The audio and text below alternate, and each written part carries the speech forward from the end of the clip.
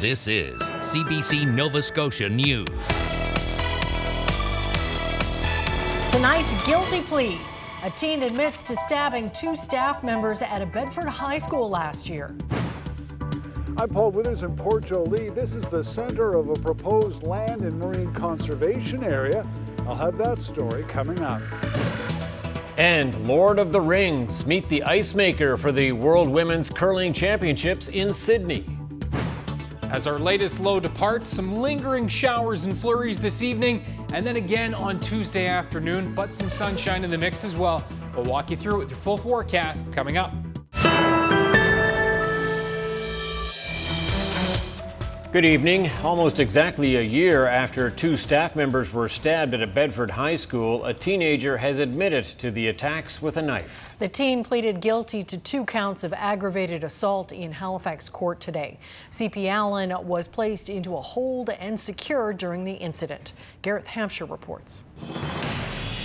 The now 16-year-old told the judge he understood what he was admitting to in court this morning and the range of sentence he could face. He also said he is aware he might still be sentenced as an adult. An agreed statement of fact entered into court provides more details of what happened at CP Allen about a year ago when the teenager was asked to go to the office in connection with putting up unauthorized posters in the school. It was after a discussion about disciplinary consequences like suspension. The staff member recalls him saying something to the effect of, "My life is over, so it's just as well to do this." It was after that he noticed the teen took a knife out of his bag and walked around his desk. He had nowhere to go, the statement said. Trying to avoid the knife, I pushed him back, tried to get around him to get through the door. But as I passed by him, I assume it was at that time that he stabbed me twice. Hearing his scream for help, another staff member went to investigate and was also stabbed as the boy ran out of the building before cutting himself and then being arrested. The agreed statement of fact says he had 4 knives in his possession, on his person or in his bag. He was facing other charges, including attempted murder and weapons offences, but the Crown says those will be dismissed at the sentencing. The other counts are being dismissed as part of a reasonable reflection of in the counts in the criminal code of what happened. So, if you go through a fact scenario, you can express that wrongdoing by number of sections in the criminal code, but it doesn't necessitate that somebody plead guilty to every various version of offenses that could attach to those facts. Both staff members were taken to hospital and one needed surgery for sustaining wounds to his left flank and upper back. The teen was also treated in hospital. He will be back in court for the sentencing in July. Gareth Hampshire, CBC News, Halifax. A Nova Scotia child has passed away after contracting invasive strep A. In a statement, Nova Scotia Health says close contacts have been notified. A letter circulating on social media said students at Admiral Westfall Elementary in Dartmouth may have been exposed to an individual with invasive Group A strep. Nova Scotia Health says there were 39 cases of invasive Group A strep as of February. Canada and Germany have signed a memorandum of understanding to establish a trade program to sell hydrogen produced in Canada, including proposed projects in Newfoundland and Labrador and here in Nova Scotia in the Point Tupper area. People estimate that the global market for hydrogen down the road can be in the many trillions of dollars. And for a province like Nova Scotia, and the same is true for Newfoundland and Labrador, this can mean, tens of thousands of good, well-paying jobs to build these facilities, but also then to operate these facilities, and it will create prosperity for communities. So I think it's a very big deal. I'll talk to the federal minister about what green hydrogen could mean for Nova Scotians. That's our Newsmaker interview just after 6:30. Premier Tim Houston is at the legislature this week after all. Last week he said he would be away at the energy conference in Germany and then off to former Prime Minister Brian Mulroney's funeral in Montreal on Saturday. Opposition members accused the Premier of not wanting to spend any more time at the legislature this sitting, but Houston says strikes at German airports forced him to reconsider the overseas trip. The airport in Hamburg There was no outgoing flights, maybe on Saturday or Sunday. I can't remember the exact time, but because of these rotating strikes, and I just didn't want to get a situation where I was stuck over there for a few extra days, particularly with Prime Minister Mulroney's funeral at the end of the week. Meanwhile, Houston's office has invited representatives from Nova Scotia's wine industry to a meeting in Halifax. The gathering comes weeks after the PC government launched a program to support wine bottlers, which some wineries claim could be catastrophic to the industry. The commercial wine support program will provide millions of dollars to bottlers who bring in grapes from outside the region to create Nova Scotia bottled wines. Houston says he's ready to listen to those on both sides of the issue. A strike has been averted among faculty and staff at the Nova Scotia Community College. Officials with the school say a tentative agreement has been reached with the union that represents its employees. The college and union released a joint statement over the weekend. The strike was supposed to start this morning. Classes are now continuing as usual. The NSCC says the union is recommending the agreement to its members with a ratification vote to be held later this week. Details of the agreement have not been released. Union members have been asking for more pay in line with what other post-secondary institutions have received. A large marine conservation area is being proposed off the south shore of Nova Scotia. The ocean area is part of an Indigenous-led conservation project known as BEMSIC that also includes an inland component. As the CBC's Paul Withers reports, Parks Canada would be in charge if it's approved. The white sand beaches in the Port Joli area of Queens County are some of the most beautiful places in Nova Scotia. Now part of a proposed marine conservation area, Mi'kmaq Melissa Labrador is a driving force behind it. Today we have such great opportunities to work together collaboratively so that we can leave something for the generations yet to come. The vision of PEMSIC extends inland from Port Joli to the Tobiatic Wilderness area and radiates dozens of kilometers offshore. The shape roughly mirrors a grandmother petroglyph found at Kedjimikujik Park, with the ocean portion shaped like the skirt. She is the kind of the spirit behind the study area, and her essence, her knowledge passed down through generations, through my people, through the non-Indigenous community from their own grandmothers, is being captured in this. The coastal area already includes several conservation set-asides, including Kedjimikujik Seaside Adjunct and Carter's Beach, soon to be a provincial park. The proposed boundaries, though, are just a study area and subject to change. Right now, the marine component of BEMSIC is being assessed as a possible national marine conservation area under Parks Canada. The proposal was put forward 2 years ago by the Bear River First Nation. Parks Canada says if this goes beyond the exploratory phase, extensive consultations will take place. Lots of people make a living out in that water. What impact, if any, would a conservation area have on the lobster fishery that we see here, for example? Lobster fishery is sustainable fishing, so it wouldn't have any impact on that. Herring fishing, I know there's a small herring fishery that takes place here. Sustainable fisheries. Earlier this month, Melissa Labrador and Parks Canada met with fishermen and fishing associations to discuss the project. We have faith in Parks Canada and Bear River First Nation, and we enjoy their invitation for us to participate and be at the table. Dan Fleck represents lobster fishermen. And it protects traditional lobster grounds from offshore wind, oil and gas developments, aquaculture. And we do like what we're hearing, and we look forward to seeing this in writing to confirm that what we're hearing is the facts. The next step is a formal Parks Canada feasibility study that would trigger wider engagement with the Mi'kmaq industry and public. A decision on that is expected by June. Even if BEMSIC moves forward, a designation as a national marine conservation area is still years away. Paul Withers, CBC News, Port Joli.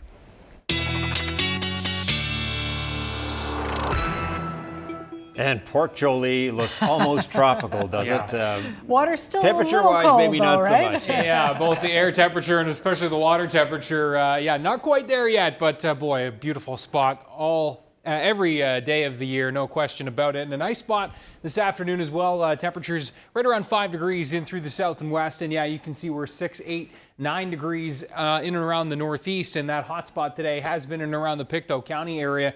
You can see it's been pretty nice out there temperature-wise. Couple of showers been kicking around, especially in and along the Atlantic coastline. Most of this is holding offshore. We have been seeing some showers bubbling up in through New Brunswick as well. It's all on the tail end of this low, which is on its way out, but will still, it's digging its claws in, still have an impact on us.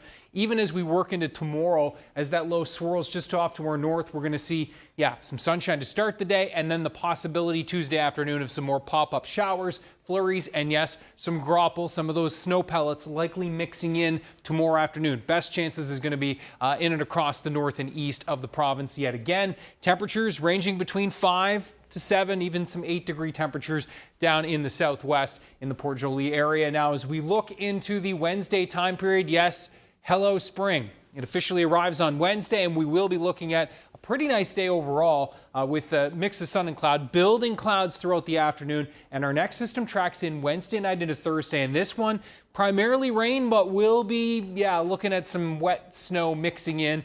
Still spring. Have to remember, bar low, especially early spring, Tom and Amy. Spring in Nova Scotia. We've been warned. Okay, thanks so much, Ryan. Thank you.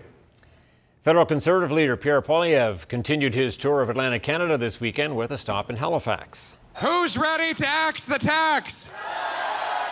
Hundreds of people turned out for the event. Poilievre took aim at the impending carbon tax hike that will see people paying more at the pumps starting April the 1st. He did not mention the rebate checks that go out to Canadians that are intended to offset the costs of the carbon price. Several premiers, including all 4 in Atlantic Canada, have been asking Ottawa for a pause on the carbon tax increase. Poilievre also spoke about building homes, balancing the budget, public safety, and military spending during his 45-minute speech. He also made stops in Newfoundland and New Brunswick earlier this week. Those at highest risk for severe illness from COVID-19 can now book another vaccine dose. Nova Scotia Health announced today the spring dose will be available from March 25th to May 31st. Chief Medical Officer of Health, Dr. Robert Strang, says COVID-19 cases are steady in the province. Those at high risk include people over the age of 65, living in long-term care, are immunocompromised, or aged 50 years and older who identify as Black, African Nova Scotian, or First Nations. A migrant worker from Jamaica now living in Nova Scotia received some good news. Carrie-Ann Burnett, who was diagnosed with cancer in 2022 while working on a Nova Scotia farm, received her Nova Scotia health card in the mail last week and now qualifies for medical health coverage through MSI. Burnett had been picking strawberries for 2 months on a farm in Colchester County when she started to feel sick nearly 2 years ago. She was fired from her job and later diagnosed with cervical cancer. Burnett had racked up about $81,000 in medical bills after 2 surgeries. I wouldn't want any other migrant to be in the condition that I went through. So I would like if they could just get on board in helping me to advocate for MIS, for MSI, for everybody here, because I went through a really bad situation. So. Migrant workers currently are in a very vulnerable situation because their health coverage is in the hands of their employer. And we saw that in Carrie-Ann's case. She was fired after her cancer diagnosis, and that put her in a situation where she didn't have any health care coverage.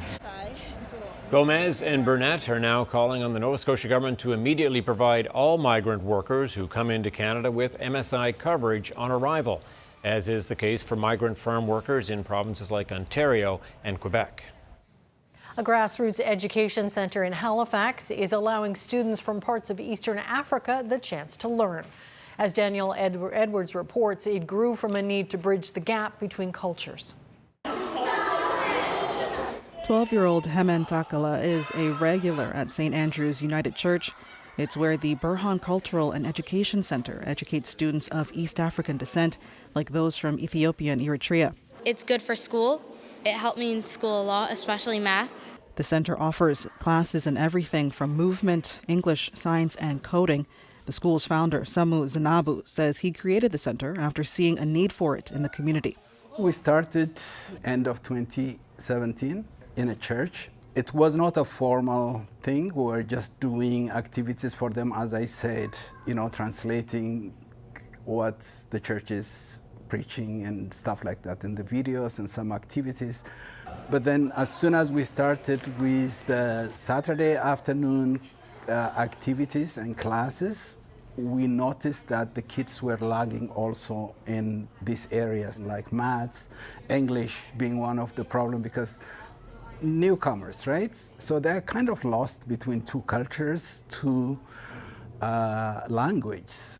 Zanabu says it's grown since its start in 2018, adding more students, teachers, and volunteers to its community. Daniel Adain is one of those volunteers. He says there are more than just educational benefits of the center. When I was younger, there wasn't as big of an Ethiopian community in Halifax, and there'd be get-togethers for sure, like on a lot of the cultural holidays, but it wasn't the same as getting together every week like this, having people to really take initiative to organize things and make it a structured thing has really helped, I find. That sense of community is inspiring Hemen to keep going to the school in the years to come. What's your favorite part of coming to the center? I'm with my friends. Do you plan to come for the future months as you get older? Yep, I don't plan to come as a student, maybe in grade 9, but I'll come to volunteer and help the other kids. The center is looking to expand and has future plans including more language and academic support services. Now the struggle is getting enough funding to make those improvements. Membership fees, which is about $50 a month per family, and some fundraising events. So we are basically applying for any kind of projects, any kind of fund available, whether it's governments, agencies, NGOs, whoever there is. In the meantime, Zanabu says the center is preparing for its first summer camp later this year. Danielle Edwards, CBC News, Halifax. The World Women's Curling Championship is underway in Sydney, and it's not just the athletes who spent years honing their skill. It's also some of the people working behind the scenes. Aaron Potty has that story. John Wall is a certified ice technician. He's worked in the industry for 22 years and has 10 international events under his belt. The Ontario native is pebbling the ice for the World Women's Curling Championships. He says the biggest challenge is maintaining a steady playing surface throughout the week. Ice is frozen water at the end of the day, so it's going to change. It's not, as a few of the older guys that came before me say, that it's not made out of diamonds, so it's not going to last forever. So that's the biggest thing. It will change throughout the week, whether it's air currents or humidity in the building or even just ice temperature, so yeah. Wall spent 6 days transforming the Centre 200 hockey arena into a space for some of the best curlers in the world. I don't think there's a definition for perfect ice. The curlers, they all have their own idea about what's perfect for them. But the biggest thing that we strive for is consistency throughout the week, whether it's with the curl and the speed. That's the biggest thing for them. Wall and his team use a variety of tools. They include a water sprayer, power drills, and a blowtorch. One of the final touches is putting in a measuring device that's used to determine the winner of a close match. Kelsey Trenholm has been making ice at CFB Halifax for 5 years. She traveled from Elmsdale to learn from Wall's crew. I just got more involved because they needed extra help, and I really love doing it, so it's a lot of fun. Trenholm is now working towards becoming a certified ice maker herself. And what does she say is the hardest part of the job? The installation is probably the hardest part. So you could take some of those tidbits, although a little bit different than at a club, and try to manage it there. For this world-class event, Wall says the ice must be prepped before every single game. And he says he's happy to pass on the knowledge. Aaron Potty, CBC News, Sydney. Those green rings, almost like artwork on the ice, aren't It they? sure is. First quick break on the way. Stay with us. Yes, there's a lot more to come on CBC Nova Scotia News. Israel launches a raid on Gaza's largest hospital, where thousands of civilians have taken refuge. MPs in the House of Commons pay tribute to Brian Mulroney. The former Prime Minister will lie in state tomorrow. And Ryan is up next with the weather forecast. We will see you after the break.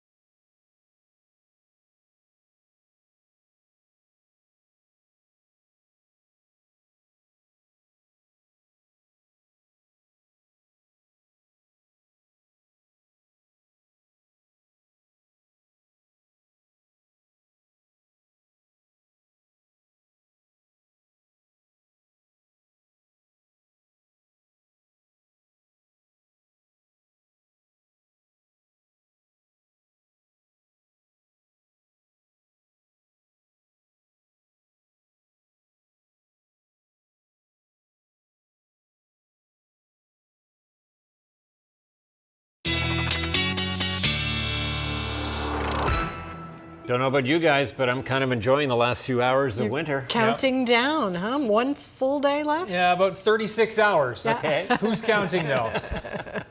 It will arrive 12. How long is spring going to be? That's the other question, well, right? how long? Yeah, that's right. And how long will it really take to Yeah. get going, right? Because spring can be soul-crushing at times, as we know. Unpredictable. Unpredictable. That's Yes. probably a better way to put it. Yeah, for sure. And so, yeah, listen, winter's been kind of, easing slowly over the last few weeks. It's been feeling more like spring, and certainly out there this afternoon as well. As we take a look at the Port of Yarmouth, and a beautiful spot there, big blue sky. You can see that high wispy cloud that's been in the mix today, as we have been watching some of that cloud cover just off the coast. Yarmouth is sitting at 5 degrees right now, and again, looking at those mostly sunny skies. Temperatures all around the province pretty much ranging between 5 and 7, though. Yeah, that Caribou Point station in Pictou County, that's been our hotspot all day today.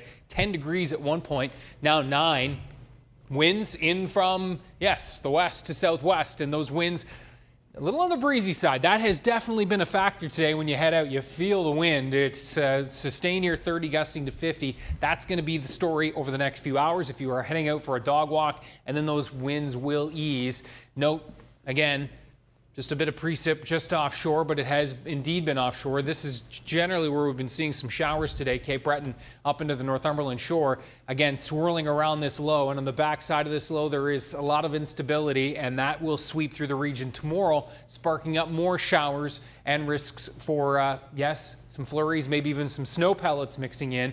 This will be our next system that's going to dive down to the Great Lakes, gain some steam, and then will be impacting us as we roll into the Wednesday night, Thursday time period. It's going to be following this jet stream. You can see the northern jet and the southern jet kissing right there in through the southeast parts of the U.S. That is what's going to be impacting us, and where that system will be gaining some steam as we move through into Wednesday. Okay, so southwest winds become light tonight. Temperatures back near the freezing mark to start the day tomorrow. You can see the risk of precipitation really minimal after we go into the midnight time frame. Clear skies to start the day tomorrow, a nice bright start to the day, and then again into the afternoon with that daytime heating. We will be looking into the northeast and into Cape Breton and the eastern shore.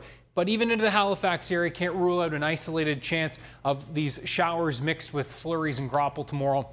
So be mindful of that. 4 to 6 degrees across Cape Breton for tomorrow. The winds will be relatively light across the island. We'll see winds light for the Northumberland and eastern shore as well. Again, 4, 5, 6 degrees. Some sun early, then those precip chances. Looks like they'll be confined to pretty much Cobequid Bay and north of that line. So I think we're precip free through the valley tomorrow. 4 in Digby, but most of the South Shore region will be in the 6 and 7 degree range tomorrow. Yarmouth near 5 and 6 and 7 degrees in through the Halifax area as well. Wednesday, first day of spring, looks pretty nice. Not bad. 5, 6 degrees. Increasing clouds on Wednesday. That will be ahead of our next system. So timeline-wise, you can see quiet spring morning, and then into the afternoon, likely those clouds thickening up, and it looks like we'll see some showers Wednesday evening into the Tri-County area. As the temperatures drop Wednesday night into Thursday morning, better chance that we'll see a little bit of snow mixing in with this. Cape Breton Highlands the best chance, but not overly concerned about accumulating snow, though on the backside of the system on Thursday, we'll likely see a little bit of wet snow mixing in again Thursday evening into the overnight, and then this system will depart as we work our way into the Friday time period. And there's Friday. Should be around 3, 4 degrees this time of year, so near seasonal is kind of the name of the game through the next 6, 7 days, which I think will take. Now, beyond the 7-day forecast, 3 weeks from today will be the solar eclipse. And yes, too early to say exactly what the clouds will be that day. But here's a little insight on what, historically speaking, early April brings here in this neck of the woods. April 8th, 2024. It's been circled on the calendars of some folks for years, and for good reason. On that day, a once-in-a-lifetime solar eclipse will occur over parts of North America, including right here in the Maritimes.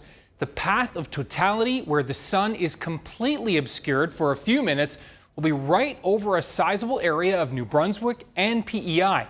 Outside that path, folks all across the Maritimes will be close enough to view at least 90% or more of the sun obscured by the moon. Or will we? The elephant in the room with this highly anticipated solar eclipse is what the weather will end up being that day. While the forecast for cloud cover on eclipse day won't be clear until we get much closer to the event, unfortunately, this eclipse will be occurring during one of the cloudiest months of the year here in Atlantic Canada.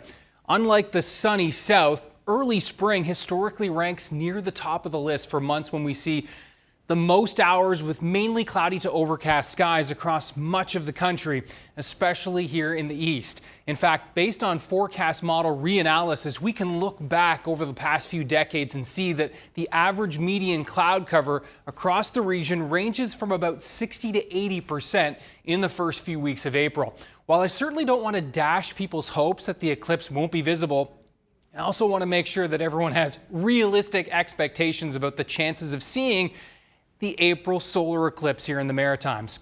But there is still the possibility that we'll end up having great viewing conditions. Look no further than last year, April 8th, 2023. We experienced high pressure, cloud-free weather in the region.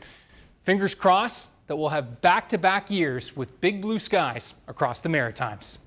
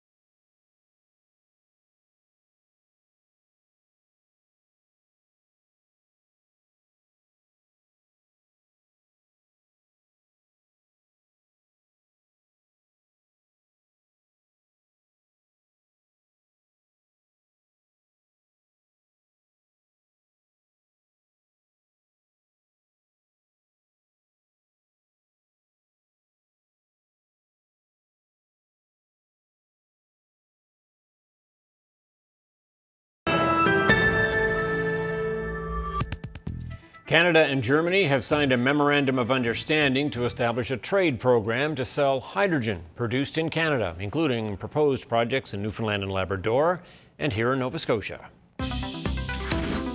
Federal Energy and Natural Resources Minister Jonathan Wilkinson is with us from Hamburg, Germany. Welcome, sir. Very much. Can you sort of give people a sense of how big a deal this is? Can you put it in perspective for the average person who may not know that much about green hydrogen? I mean, green hydrogen is an energy carrier that will allow us to fight climate change. So it will displace the use of natural gas. And for countries in Europe, it will help them to reduce, dependence that they have historically had on Russian natural gas. People estimate that the global market for hydrogen down the road can be in the many trillions of dollars. And for a province like Nova Scotia, and the same is true for Newfoundland and Labrador, this can mean, tens of thousands of good, well-paying jobs to build these facilities, but also then to operate these facilities, and it will create prosperity for communities. So I think it's a very big deal.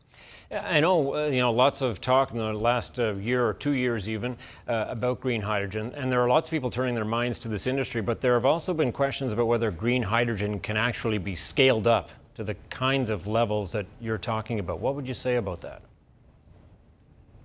Well, it certainly can. The production of green hydrogen is something that's been done for a long time. It's not particularly novel in terms of technology.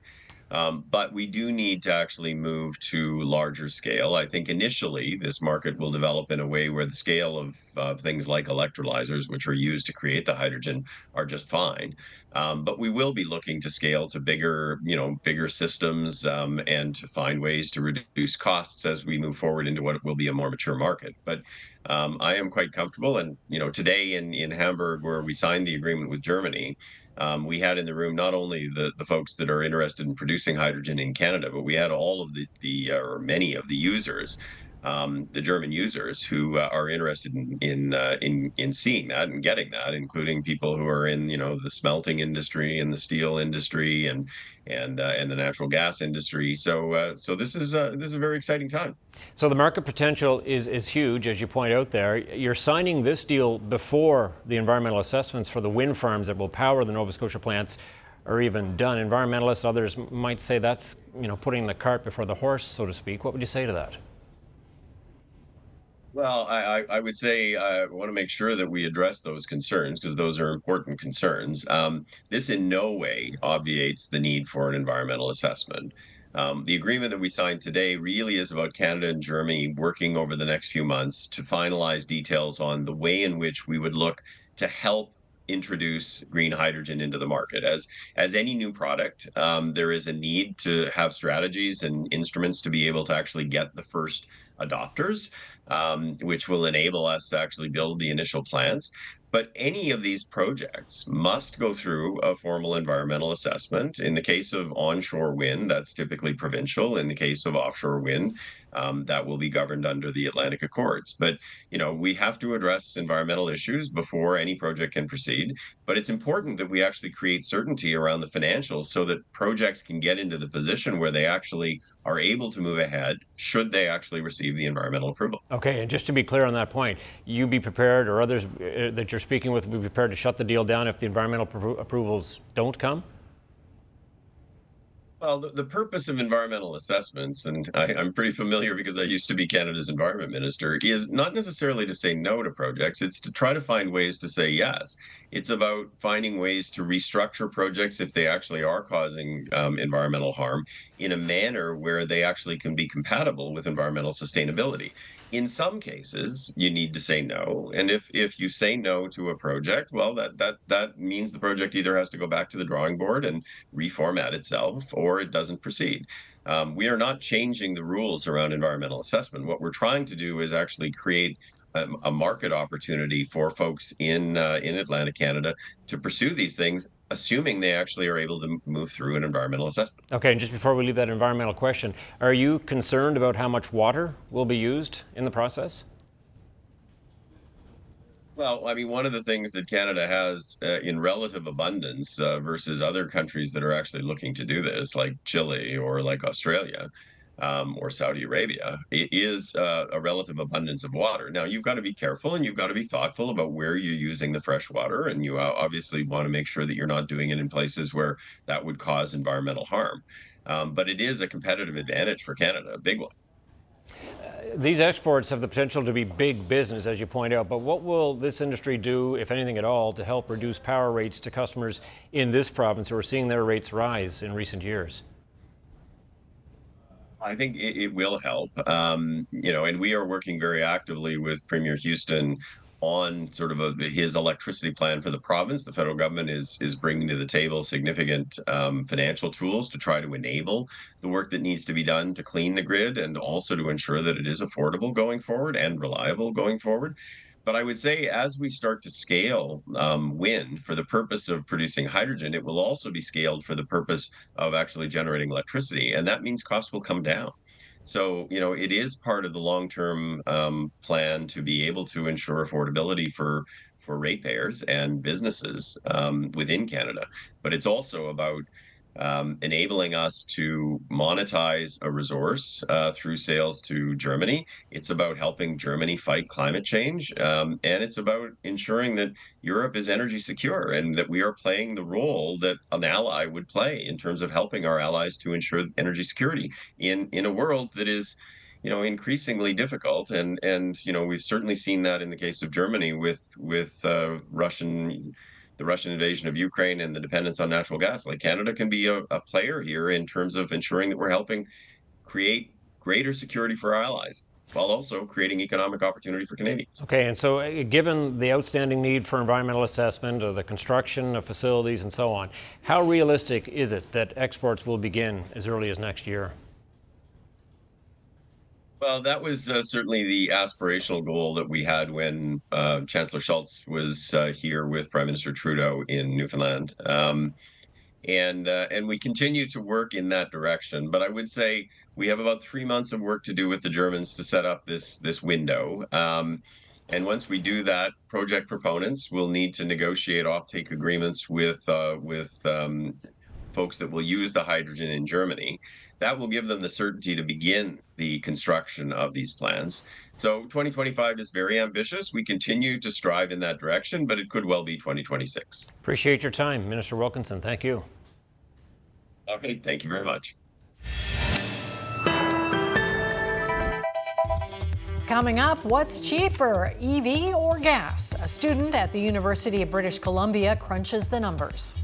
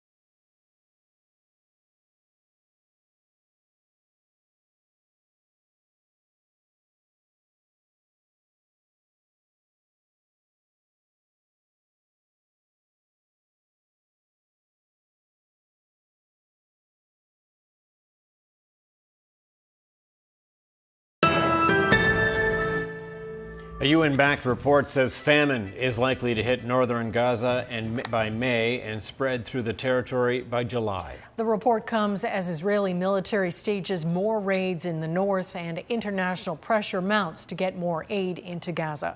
The CBC's Margaret Evans has the latest. Northern Gaza, penned in with no safe place to turn, people are already starving to death. The fight to get what little aid there is, a dangerous prospect. People will die, says Rami al-Sawirki. They're killing people for 5 kilograms of flour. For God's sake, look at us. Yasmin Tota says she's been displaced 15 times. Their suffering is indescribable, she says. Hunger, sadness, loss, and destruction. The UN's top food insecurity watchdog says famine in the north is now imminent. Time is of the essence. These people are starving, children are dying. Aid agencies accuse Israel of consistently blocking humanitarian supplies from reaching Gaza, something Israel denies. In Brussels, the European Union's foreign policy chief accused Israel of using starvation as a weapon of war while the world watches. Gaza was before the war the greatest open-air prison. Today is the greatest open-air graveyard. Israel insists its only target is Hamas. Overnight, its defense forces raided Al-Shifa hospital in Gaza City again. They dropped leaflets telling civilians nearby to leave. We know that senior Hamas terrorists have regrouped inside the Shifa hospital and are using it to command attacks against Israel. The IDF claims it killed a senior operations commander. In the south, despite the U.S. president calling the Israeli prime minister's plans to invade Rafah a red line, there are signs the Israeli military is preparing to do just that.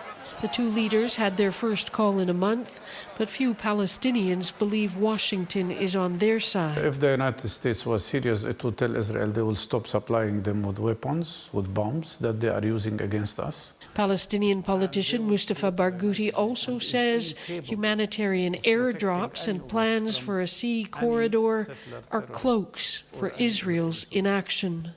We have thousands of trucks of goods waiting in Egypt. Each truck would need only 15 minutes to get to Gaza. Margaret Evans, CBC News, Jerusalem. Things changed. Leaders of the federal parties rose in the House of Commons today to commemorate the life and legacy of former Prime Minister Brian Mulroney. He loved this country with his whole heart, and he knew we were capable of great things.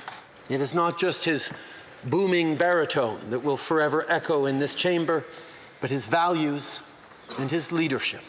If the Irish son of a working-class electrician from a mill town can rise to become Prime Minister, then in this country, anyone from anywhere can do anything. Mulroney died February 29th at the age of 84. He will lie in state tomorrow and Wednesday in Ottawa near Parliament Hill. Mulroney's casket will travel to Montreal ahead of the state funeral there on Saturday. An Ontario business owner feels she's being penalized after bringing manufacturing home to Canada. Her company was hit with tens of thousands of dollars in surprise tariffs since one component was reclassified. Anis Hadari has the details. This all started when a Markham, Ontario-based company selling couches for kids decided it wanted to make them in Canada instead of in China. Barumba Play makes furniture that kids can disassemble and reassemble into forts. Everything used to be made in China and was imported without tariffs, a type of tax, because it's a children's toy. After manufacturing came back to Canada, the one thing they couldn't get made here was the slip covers for the couches. At first, they were able to bring those in from China without being taxed because it was still considered part of a children's toy. But then the Canada Border Services Agency changed its tune. I received a letter from the CBSA saying, actually, it's not a toy, it's fabric, and we're going to group you in with carpets, bed linens, and table linens. And we want you to pay an 18% duty, not just going forward, but retroactive for the last couple years. And by the way, if you don't like it, you can file an appeal, but you have to pay us all the money first. That money is estimated by the owners to be anywhere between $50,000 to $70,000. Money the business would prefer to hang on to while it appeals this decision. But unfortunately, while personal income tax collection can be suspended in some cases, that's not possible with tariffs like this. If you don't pay it, they will go after you, even if you're launching an appeal. I've had clients with $1 million plus assessments, wrong assessments, have to go out of business because they can't pay it. And by the time the appeal process runs its course, which is going to take time, they can't manage it. The CBSA refused interview requests about this subject and didn't provide a written statement either. Barumba Play says the company got legal advice and is fighting these extra charges. But the owner also says she feels penalized for bringing her manufacturing back to Canada. Anis Haidari, CBC News, Calgary. Most Canadians see a shift to electric from gas-powered vehicles as better for the environment. But the cost of buying an EV against the savings in fuel isn't as clear. Now, a new study shows that where you live and how much you drive play a big role. Lindsay Duncombe has more. With 3 kids, a house in the suburbs and a job in the city, Bassam Javed drives a lot. I drive at least 100 kilometers a day. He wanted to find out if buying an electric vehicle would save him money, higher upfront cost, but no more gas bills. And then I figured that, this is actually something that would be interesting for more people than just me. Because he's a PhD candidate and lecturer at UBC, Javed turned his personal dilemma into a study, comparing the total cost of owning and operating an electric vehicle with its gas counterpart. There's a lot of factors that go into it. Electricity prices, gasoline prices, the amount of rebates. What he found was the cost calculation of owning an EV varies dramatically depending on where you live in Canada and how much you drive. Costs are lowest in Quebec because it has the highest subsidies and cheapest electricity. EV drivers there would have to drive an average of 46 kilometers a day for 7 years to break even compared to a gas car. BC comes in second with 64 kilometers daily. Ontario, 88 kilometers. And up north, owning an EV doesn't make much sense. To break even, drivers in Nunavut would have to average 181 kilometers.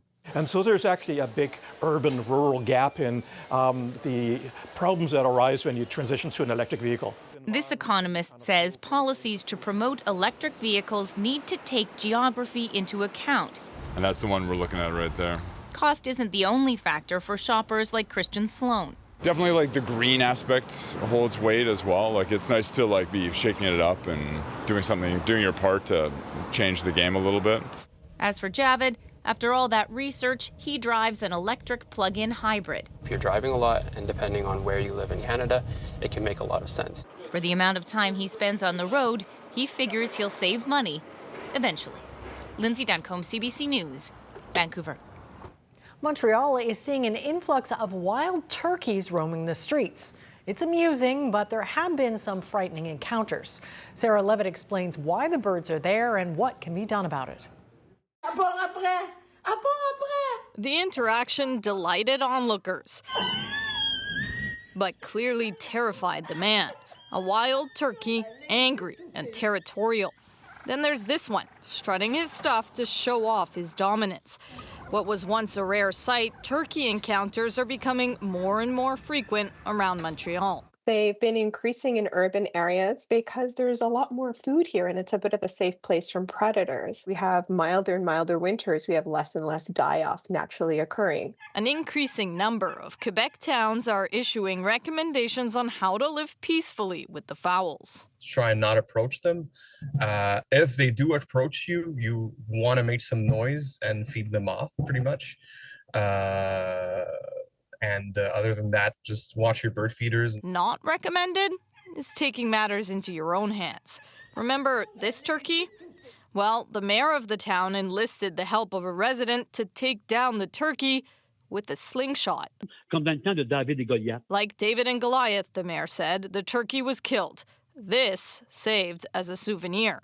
It was illegal, but no charges have been laid. yet. The takeaway from all of this is we need to learn how to adapt to wildlife, particularly new wildlife that's just simply expanding its range. In some cases, though, that range pushes the limit. Hey, the bus driver says it costs $3.50 to take the bus. The fare skipping, though, doesn't seem to ruffle its feathers. Sarah Levitt, CBC News, Montreal.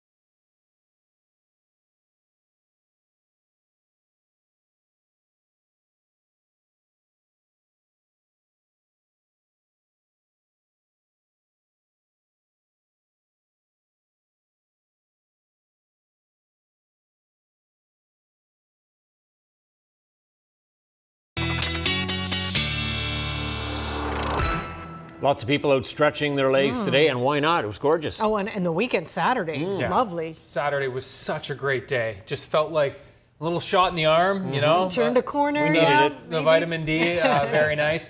Let's have a look at our viewer picture of the day, and this one also taken on Saturday, and we'll zoom in. Yeah, just south of Annapolis Royal there, and Lambs Lake, and a beautiful shot. Wow. That's a nice rock formation, isn't it? It is. Yeah. And the water's so still. So still. So, yeah, half that picture is reflection, which is impressive that it's such a beautiful one. Thanks to Ganel for sharing this, and Ryan's picks at cbc.ca. And you can see for Tuesday, last full day of winter, looking a little spring-like, I dare say. Those westerly winds will become light into the those southwesterly winds tonight will become light and then remain pretty light throughout the day tomorrow. Not nearly as breezy as it was today across the province, which is great. And then first day of spring on Wednesday, looking again quite spring-like. 5-6 degrees, not then so much as we, I guess, there we can see snow in spring too. And just be mindful that we will see the few flurries and a few likely pockets of grapple tomorrow. But there's the Wednesday night system, which will have a lot of snow mixing in for New Brunswick. I think for us, just some flurries mixing over to some showers, then back to some flurries on Thursday night. Tom and Amy. Par for the course, huh? Yes. All right, planning a British holiday? Well, a hotel in Wales is getting enthusiastic attention. Be warned, though, guests are always getting the shaft. So not too tight that you will give yourself a headache. That's because the shaft is the only way to the rooms, which are more than 400 meters underground. The Deep Sleep Hotel lies in an abandoned slate mine. Deep sleep, like it. Yeah. So along with the zip lines, narrow passages, and a terrifying catwalk, it also offers a look at history. The mine, which closed decades ago, has served as an extreme adventure playground in recent years. To maintain the Spartan motif, hotel guests get dinner in a sealed package, and not surprisingly, alcohol is prohibited. Oh my God, not for me. You don't think so? I don't think so either. All right, that's it for us tonight. Thanks so much for watching. We'll see you next time. Good night. Good night.